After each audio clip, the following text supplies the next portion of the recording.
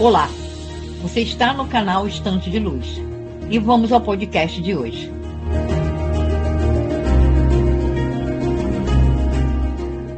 Olá, bem-vindos a mais uma análise aprofundada aqui conosco. Hoje vamos explorar juntos as páginas de uma obra bem interessante, Episódios Diários. Isso aí. É um livro recebido mediunicamente por Divaldo Franco e a autoria espiritual é atribuída a Joana de Ângeles. Basicamente o que a gente tem aqui é uma coletânea de pensamentos, sabe? Exato. Pequenas reflexões. Exato, e bem focadas pro nosso dia a dia mesmo, né? Baseadas nas fontes que eles mencionam lá. Isso. E a proposta, como a própria Joana de Ângeles, que é a autora espiritual, coloca no prefácio, é oferecer o que ela chama de, doses homeopáticas de sabedoria. Eu gostei disso, doses homeopáticas. É, né? A base são os ensinamentos do Evangelho e também da doutrina espírita. Mas aplicado, sabe, para aquelas situações comuns que a gente enfrenta. Do cotidiano mesmo. Isso. E o interessante é que ela mesma fala que não tá trazendo receita nova, nada disso. É mais um convite mesmo pra gente refletir, pra buscar uma vida talvez mais feliz, né, com mais propósito, quase um guia prático. Um guia, sim, faz todo sentido, porque o livro se propõe a examinar, acho que são 50 episódios, né, situações que, poxa, quase todo mundo vive. 50, exatamente. Então, a nossa missão aqui hoje é tentar desempacotar algumas dessas ideias centrais, é garimpar mesmo, né? Ver quais são as pérolas de sabedoria que essa obra pode oferecer para a nossa jornada. Vamos ver o que salta os olhos. Vamos lá. E o livro começa literalmente no começo, do dia. A primeira reflexão é sobre o amanhecer. Sim, logo de cara. A ideia principal parece ser encarar cada novo dia como uma chance renovada, como diz o texto, divina concessão. É uma expressão forte, né? Divina concessão. E isso implica, claro, uma atitude mais positiva, com otimismo, coragem, tentando deixar para trás, as chateações do dia anterior. É um chamado para recomeçar mesmo, né? Sim, recomeçar. E vai além da atitude só mental, viu?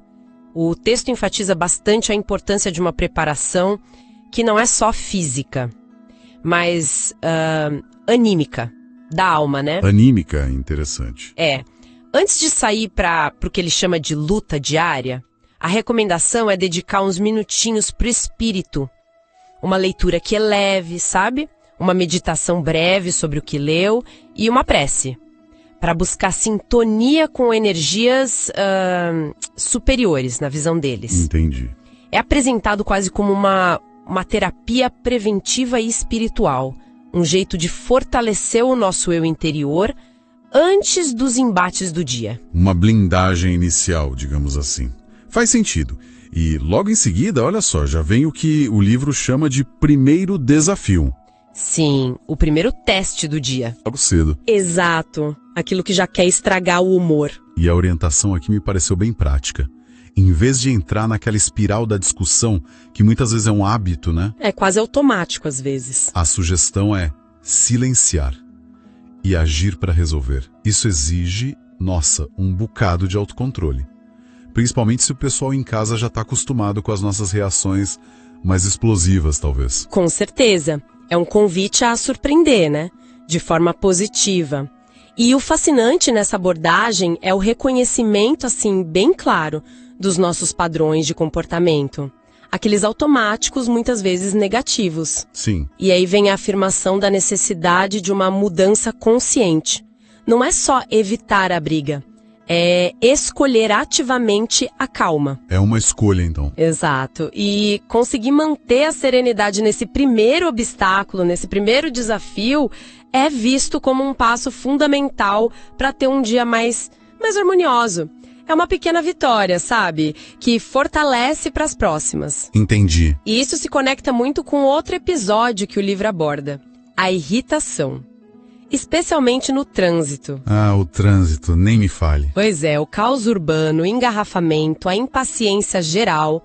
A sugestão prática, claro, é sair mais cedo, mas a lição maior é a mesma, né? Cultivar a calma interior para não se deixar contaminar pela raiva que, pode azedar o resto do dia todo. É verdade. A gente sai do trânsito e chega no trabalho muitas vezes já tenso, né? Carregado. Com certeza. E o livro aborda isso, tem um capítulo O Trabalho. Ele alerta contra o desânimo, sabe? Contra aquela tentação de ficar se comparando. Ah, o colega parece ganhar mais, ou ter um cargo melhor. Aquela comparação que só derruba a gente, né? Exato. Ou parece estar mais feliz. O texto nos lembra de ver o trabalho como um dom da vida.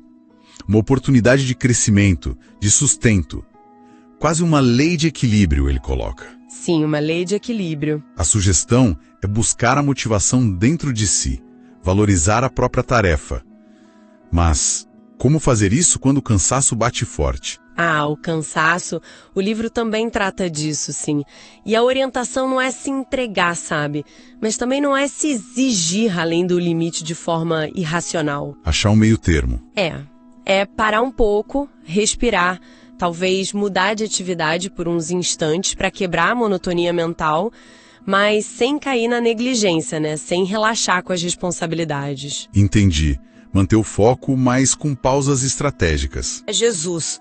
Meu pai trabalha até hoje e eu trabalho também.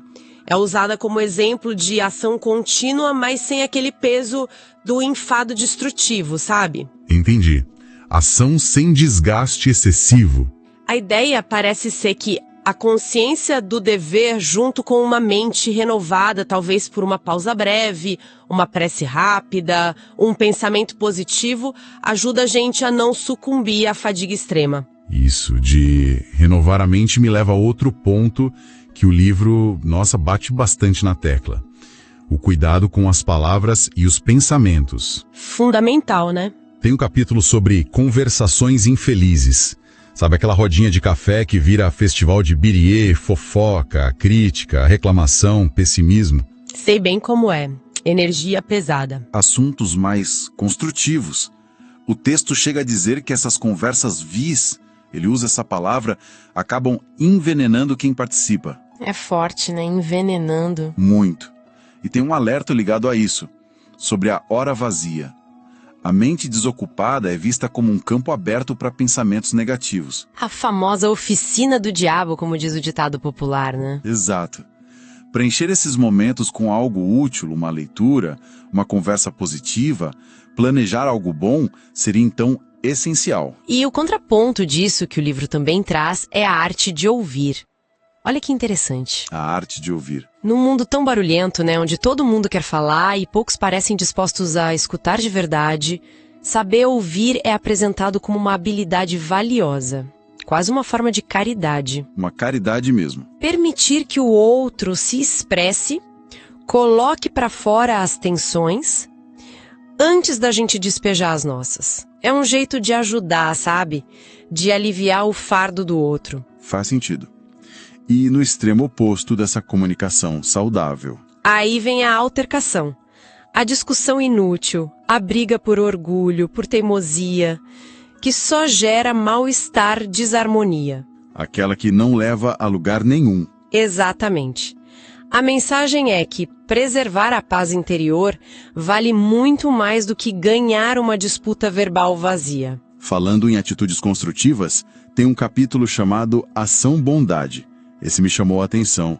Traz uma ideia bem forte. Fazer o bem pelo bem.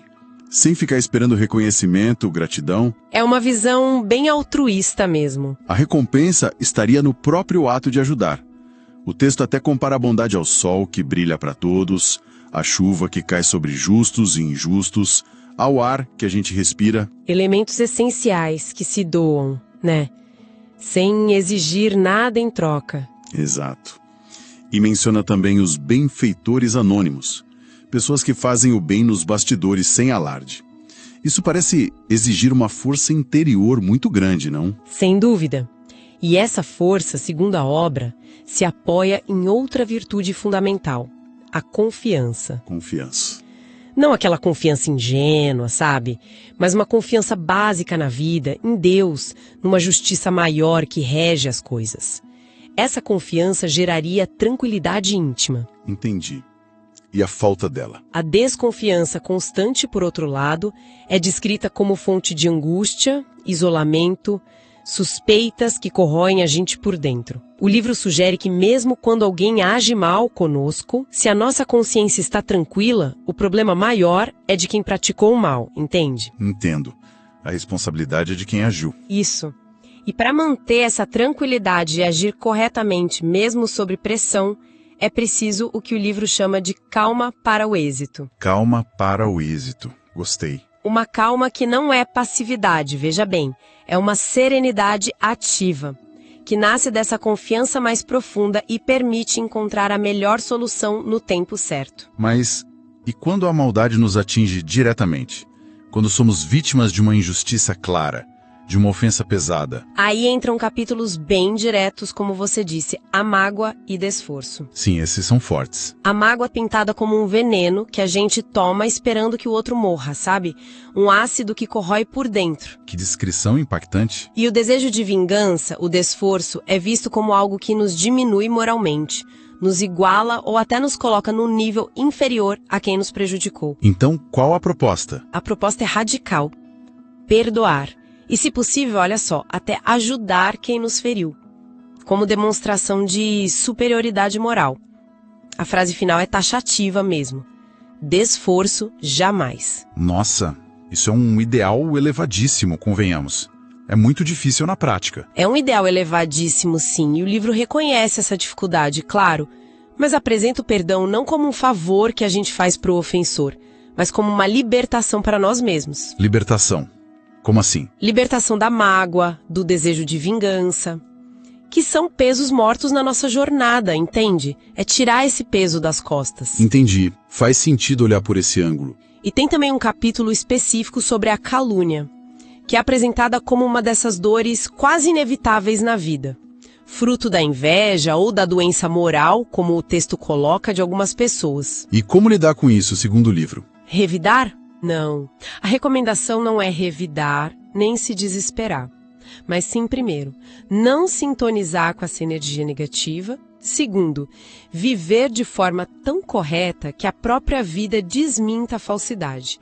E, no fundo, tentar perdoar o caluniador, entendê-lo como alguém talvez infeliz. Perdoar o caluniador? Uau. É. Tem até uma anedota que ilustra isso bem. Aquela da pessoa que caluniou outra e depois, arrependida, foi aconselhada a espalhar as plumas de um travesseiro ao vento. Ah, eu conheço essa. E depois tentar recolhê-las. Impossível, né? Assim como é impossível recolher completamente uma calúnia que foi lançada. A melhor defesa, então, seria a vida reta e o perdão. Uma lição forte. Saindo um pouco desses episódios mais, digamos, imediatos, o livro também amplia o foco, né, para questões mais existenciais. Sim, ele aprofunda um pouco. Tem um capítulo, Programa Evolutivo, que faz uma distinção interessante dentro da visão espírita. Fala de provações, Isso. que seriam desafios ou dificuldades que nós mesmos teríamos escolhido antes de reencarnar, como oportunidades de aprendizado, de crescimento. É a ideia da escolha prévia, né? Para evoluir. E fala também de expiações, Isso. que seriam consequências mais duras impostas pela lei de causa e efeito para corrigir erros graves do passado. Um corretivo mais severo, digamos assim. Exato.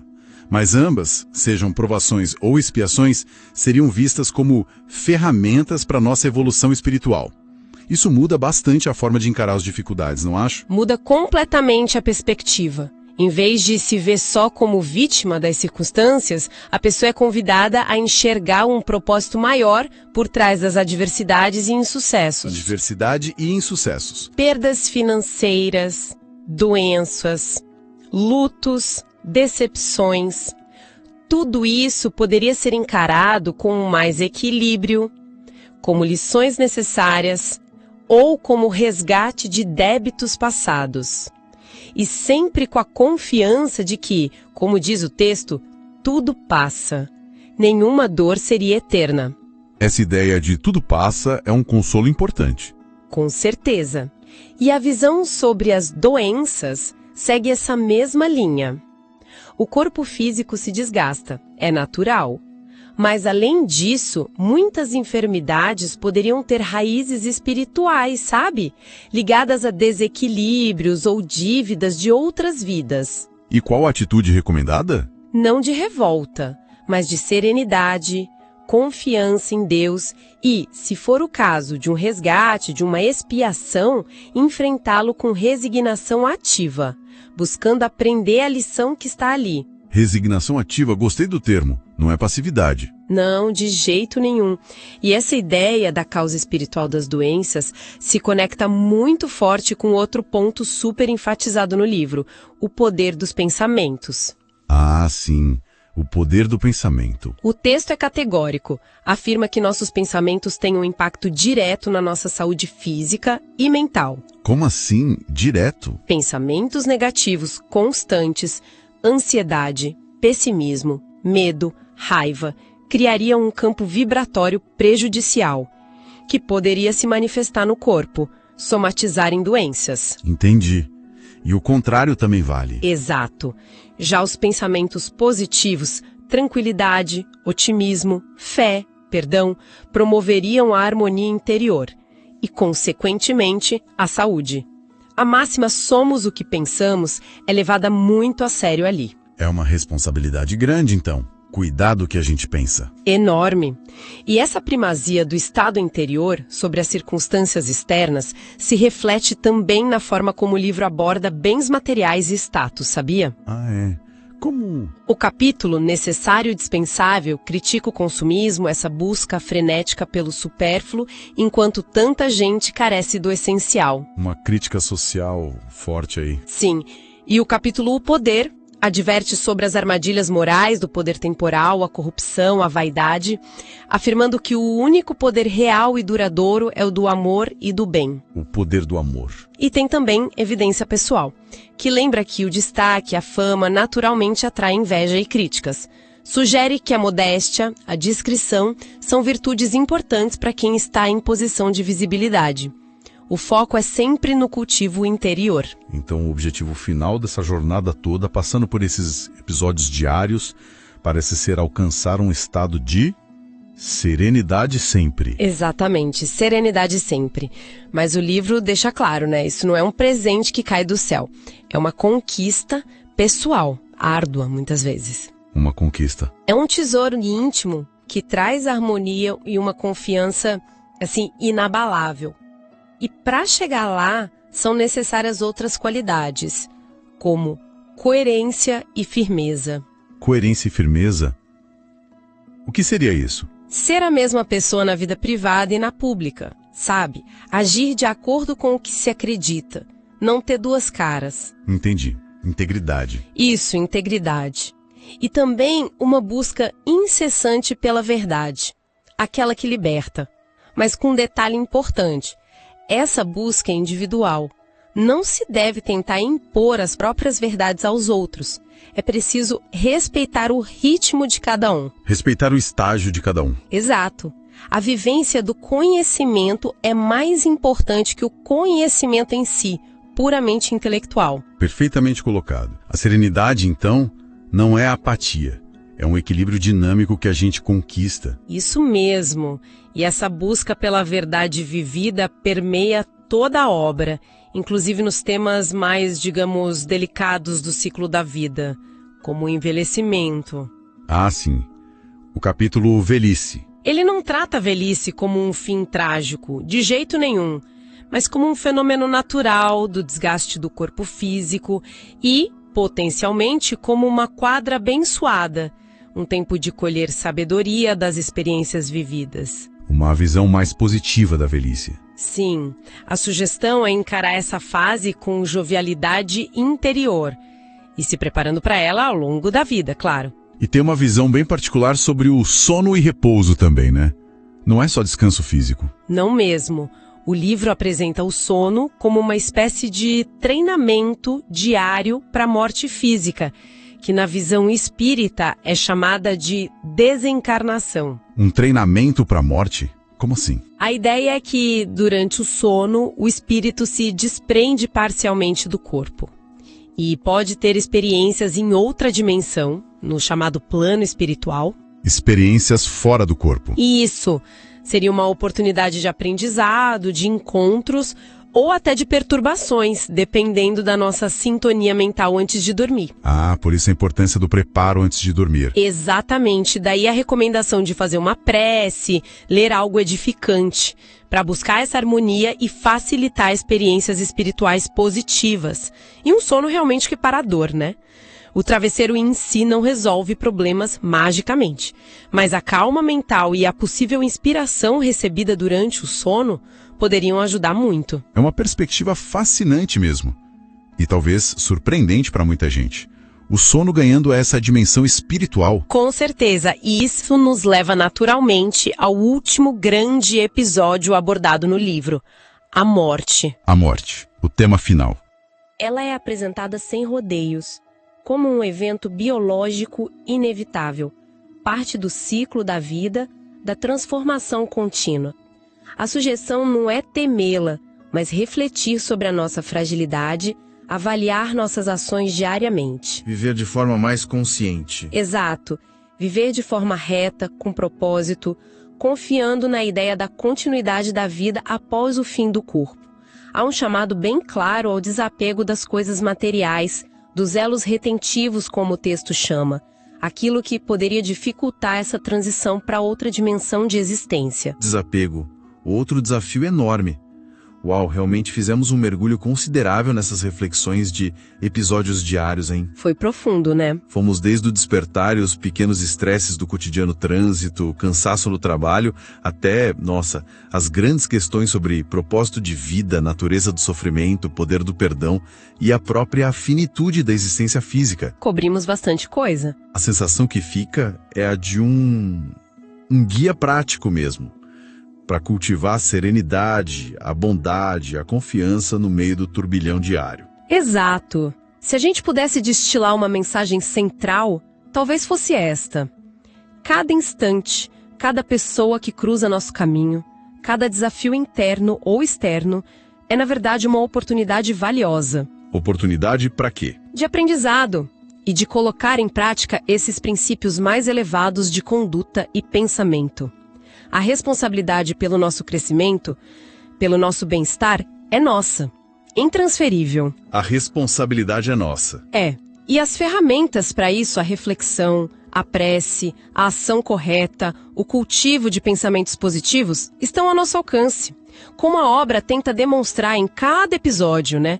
No fundo, a sugestão é que a verdadeira força, a paz duradoura, não vem de fora, mas reside em ti. Em ti.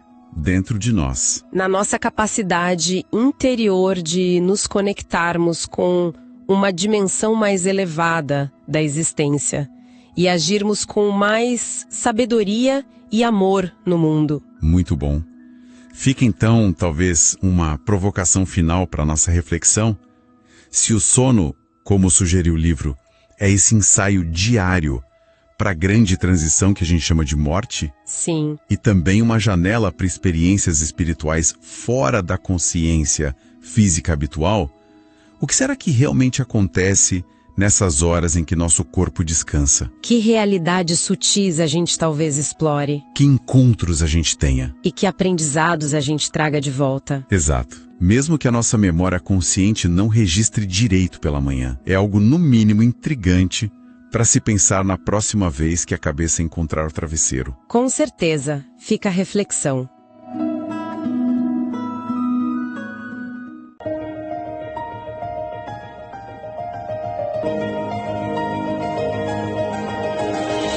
Esse podcast é organizado pelo canal Estante de Luz e formatado através da IA Notebook LM. Os personagens desse podcast foram apelidados de Adrian e Eleonor. Revisão de Grace Moreira e a edição de som é de Maurício Moreira. Nos encontramos no próximo episódio. Obrigado e até breve.